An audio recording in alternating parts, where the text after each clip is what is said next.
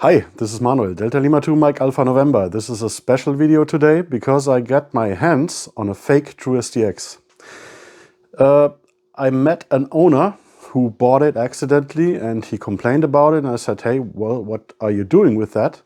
Would you be willing to send it to me? And he did. So we will have a deep look together how bad they really are, shall we? The first thing that caught my eye is the housing. This seems to be a resin print. Very clean, but not very stable. The problem is some nasty chemicals are involved. I had a resin printer once, but I gave it away because of the smell and the chemicals and the dirt. And the disadvantages of resin prints you can witness here. Oh my God, I hope this is not as bad as I see it here because the camera setup is vibrating. Have a look here.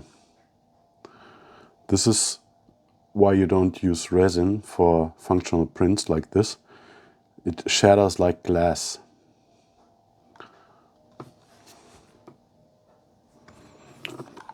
They are easy to break. So the next thing that caught my attention is this bottom cover, PCB. And you can see here, there's a serial number printed on. That doesn't make sense. On an individual level, every rig has a different serial number. This can only happen if every fake transceiver has the same serial number, which is the case, because this serial number is a fake serial number. It's the serial number of a Chinese fake Atmega main processor. And this, by the way, is blocked, so you can't get updates because we have very, very bad experiences with this because of non-functioning stuff. It's clear when you buy a fake, then you might end up with problems. And that's what's happening here. Okay, so this fake serial number is printed on every transceiver because all have the same fake chip inside and you can expect low performance from that. Now, let's switch it on and see how it behaves. Okay. Old firmware, 2.00i. And this is how they can get firmware. They have an old file for this very serial number, and they just copy that on every rig, but you can't get the latest updates for that. Classic, you can see the display is outside of the frame. Not very good assembly. Our shunt 17, we will check that. Reference frequency, somebody has adjusted that. PA bias max 180 is a little bit high, but we will check that as well. Min. Okay. So let's see. Going to switch to CW. Okay. Immediately broke down. Oh. It's very high current. Yeah. Almost 1 amp at 12 volts. That's 12 watts in.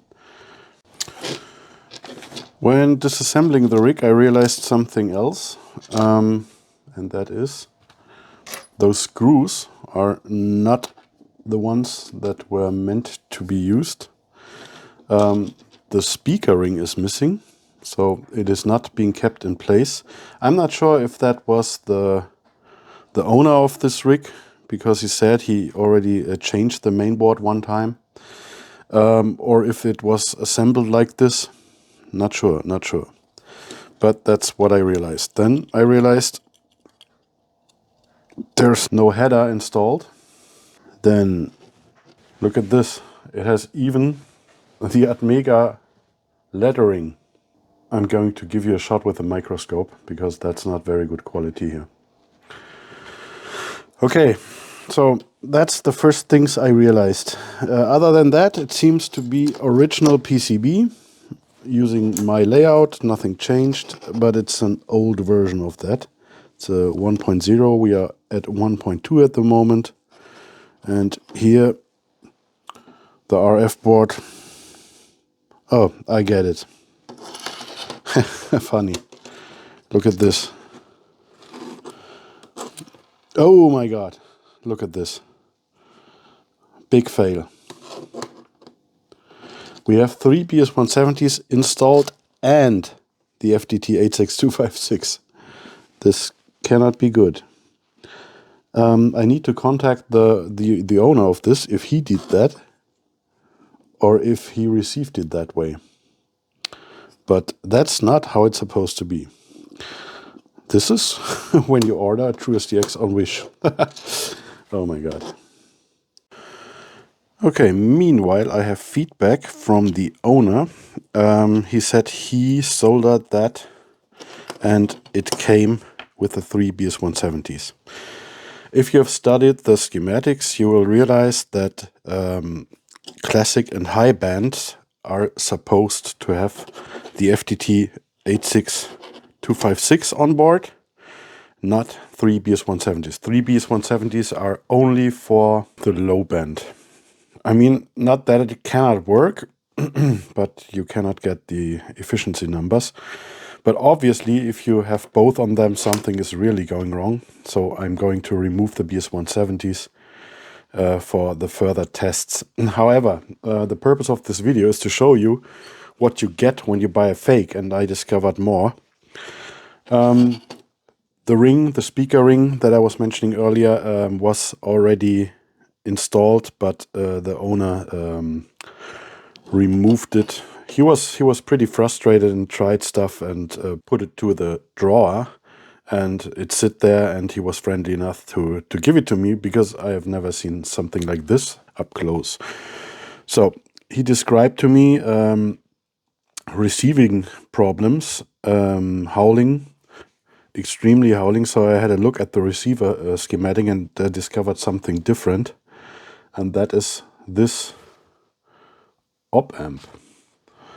The op amp is not the LT6231, which is supposed to be, but it's the LM4562. This is a 12 volt op amp, while we run the circuit on 5 volts. Because in the initial circuit it was also using the LM5462, but it was on the 12 volt line. What this meant was the receiver performance was dependent from the input voltage, which is not a good thing, we thought. So we changed it to a 5 volt rail-to-rail op amp with extreme high performance. It cost a little bit more, but it was worth it, I figured. And yeah, when you run a 12 volt op amp on 5 volts, that doesn't work. There's a few ways you could have fixed that, but to begin with, you shouldn't place that thing because it's nowhere in the layout or in the schematic. It shouldn't be there, and that's what you get. You get frustrated because the thing doesn't work, and you blame it on me because it's a true uSDX, which is not, because yeah, it's not official. You got a fake Atmega on there, and I don't know what they did with the capacitors here on the RF board. If I don't know anything about the quality of the toroids, when even the main processor is a fake, we don't know what the other chips are. So we are going to run into trouble, most likely. We're going to check that, but I wanted to see what's going on. Another thing I realized is they didn't remove any protruding pins. So the short circuit probability is extremely increased in that case. 1, 2, 3, 4, 5, 6, 7, 8, 9, 10, 12, 13, 14, 15, 16, 17, 18, 19, 20, 21. Okay, looks about right. And primary is 3. That also looks about right. Good. But on a classic or high band board, those should not be there. So I've added a cover from myself to prevent short circuits, clipped out the BS170s, and my tests shall begin. So a good idea would be to do the right settings first. I want to know power and efficiency right now. And PA bias max should be 160 for the FDT 86256. Let's see. So I've measured now everything and put it into my trusty table. This makes... so I need just to enter RX current, TX current, and VPP measured from voltage peak from oscilloscope tapped from the dummy load. And this calculates power in, power out, and efficiency. And as you can see, all over efficiency is completely, yeah, absolutely below expectations. That doesn't mean it cannot be improved, but well, how to start this? I mean, this can be from toroids, from used capacitors, from bad winding. I simply don't know. It's not a good quality overall, but I assume they used the cheapest capacitors they could find, and this is what you see with the efficiency. Let me show you real quick how I got up with those values. I'm simply transmitting into a dummy load that is connected to the oscilloscope. The uSDX is connected to my power supply. I read out RX and TX current, and on oscilloscope on the bottom left corner you can see the voltage peak. This is what I enter into the table and get the results. Okay, so now let's, after we have the transmission side, let's check the receive side. Okay, what I do have here is the TinySA as output device. I'm creating a tone in CW, level minus 20 dBm, attenuated 50 dB, so it should be minus 70 dBm, and as you can hear, nothing is audible. Now I'm switching down. Here you can hear the tone first time. This would be minus 60 dBm, and actually this rig should be able to decode minus 108 dBm signals, so it's completely insensitive.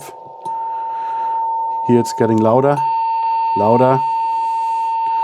We are now at minus 40 dBm, but look at the reading.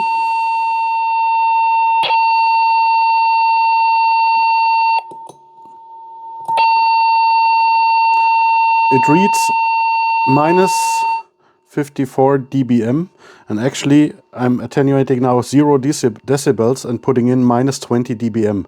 So something's completely off. The complete receiver circuit isn't working properly, and that's probably because of the wrong op amp, because this is a 12 volt op amp running at 5 volts, so this is absolutely below expected performance. Now let's see if sideband suppression does work.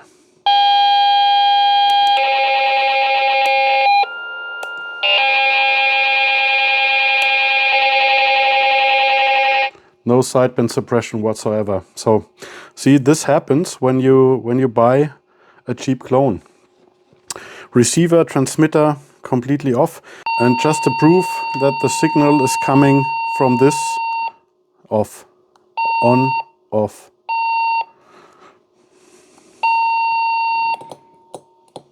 And gone. 40 decibels of attenuation and the signal is gone. That's a complete failure.